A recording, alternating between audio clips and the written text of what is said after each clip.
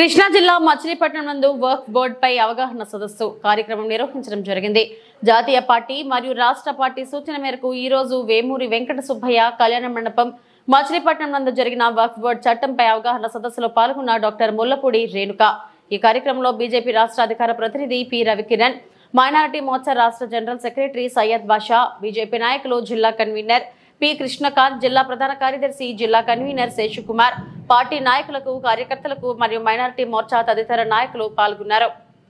భారతదేశం సమగ్రంగా ముందుకు వెళ్ళాలి అంటే అన్ని వర్గాలు అన్ని దగ్గర అభివృద్ధి, సమగ్రమైనటువంటి అభివృద్ధి జరిగితేనే ముందుకు మనం ఏదైతే కలలు కంటున్నామో, ఏదైతే మన నినాదం ఉందో వికసిత్ భారత్, అది సాధించాలి అంటే సమాజంలో ఉన్న అన్ని వర్గాలు బాగుండాలి, సంతోషంగా ఉండాలి, అభివృద్ధి చెందాలి అనేటువంటి ఆలోచనతో వారు చేస్తున్నటువంటి కార్యక్రమాలు, ఒకవైపు అభివృద్ధి కార్యక్రమాలు, మరొక వైపు సంక్షేమ కార్యక్రమాలు, మరొక వైపు విప్లవాత్మకమైనటువంటి మార్పులు, ఏదైతే దశాబ్దాలుగా 1-2 శతాబ్దాలుగా పెండింగ్ లో ఉన్నటువంటి సమస్యలు కూడా ఇవాళ మనం పరిష్కారం చేస్తున్నటువంటి ఒక చారిత్రాత్మకమైనటువంటి మార్పులు వచ్చినటువంటి సందర్భంలో వీటన్నిటిని కూడా మనం ప్రజల్లోకి తీసుకెళ్ళాలి, ప్రజలకు చెప్పాలి.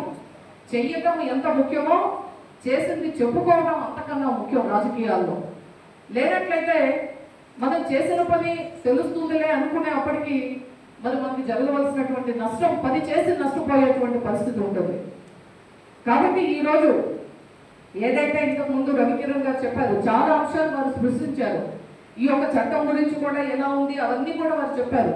మనకి చాలా చారిత్రాత్మకమైనటువంటి బిల్స్ను మనం ప్రవేశపెట్టడం జరిగింది. ఒక మహిళా బిల్ కానీ, అయోధ్య రామ మందిరం నిర్మాణం కానీ, మరి పౌరసత్వ సవరణ చట్టం కానీ, అలాగే ట్రిపుల్ తలాక్ బిల్ కానీ, ఇవాళ వచ్చినటువంటి ఈ యొక్క వాకఫ్ బిల్ అమెండ్మెంట్ యాక్ట్ కానీ, మరి ఆ రోజు కూడా ఇదే ప్రచారం చేశారు. ఒక్కసారి మీరు ముందుకెళ్ళండి. మన పౌరసత్వం సవరణ చట్టం తీసుకొచ్చినప్పుడు కూడా ఇదే కాంగ్రెస్, కమ్యూనిస్టు పార్టీలు ప్రచారం చేశారు. మళ్ళీ ముస్లింలందరికీ కూడా పౌరసత్వం కోల్పోతారు, దేశ బహిష్కరణ చేస్తారు అని చెప్పి ఎక్కడెక్కడ మతపరమైనటువంటి విద్వేషం కలిగించాలో ఆ ప్రాంతాల్లో సృష్టించి అక్కడ భయాందోళనలు క్రియేట్ చేసి అక్కడ రాజకీయ లబ్ధి పొందాలనేటువంటి ఆలోచన చేసినటువంటి పార్టీ కాంగ్రెస్, కమ్యూనిస్ట్ పార్టీ. అదే మాదిరిగా తర్వాత మనం చూసాం, మనకి ట్రిపుల్ తలాక్ బిల్ వచ్చింది. ట్రిపుల్ తలాక్ విషయంలో కూడా సేమ్ మళ్ళీ ఇప్పటిలాగానే ఇప్పుడు ఎలా అయితే అక్కడక్కడ అడప మనం చూస్తున్నామో నిరసనలు ఆ రోజు కూడా చేశారు. కానీ ఎక్కడ కూడా ఇస్లాంలో, మన దేశంలో తప్ప ఎక్కడ కూడా ట్రిపుల్ తలాక్ అనేటువంటిది 3 సార్లు వాట్సాప్లో చెప్పినా, ఫోన్లో చెప్పినా అది వ్యాలిడ్ అవుతుంది అనేటువంటిది ఎక్కడా లేదు.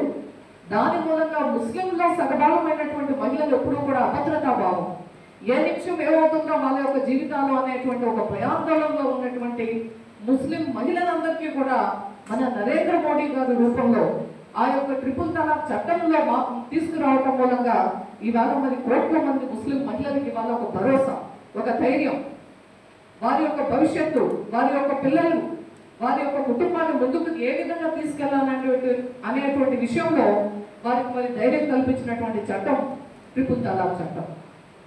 ఇవన్నీ కూడా మనం ప్రజల్లోకి తీసుకెళ్లవలసినటువంటి అవసరం ఉంది. అదేవిధంగా ఈవేళ వచ్చింది. ఈవేళ మనం వాకఫ్ బోర్డ్ అమెండ్మెంట్ ఏదైతే చేశారో, ఏవైతే సవరణలు చేశారో, ఇంతకుముందు రవికిరణ్ గారు చెప్పారు వాకఫ్ అంటే ఏంటి అనేటువంటిది. ఈ యొక్క సవరణల మూలంగా ఏమవుతుంది, చాలా మందిలో కొన్ని భయాలు ఉన్నాయి.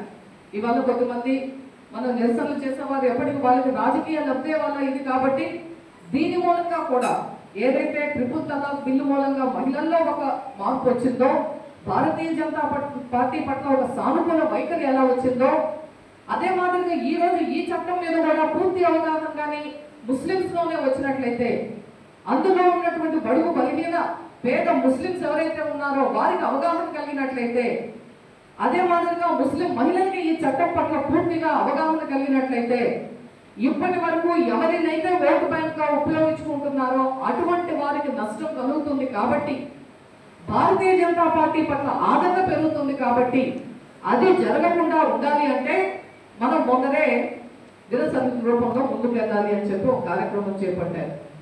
అందుకే ఇవాళ మన జాతీయ పార్టీ కానీ, రాష్ట్ర పార్టీ కానీ ప్రతి దగ్గర ప్రజా అవగాహన సదస్సులు ఇవాళ మనం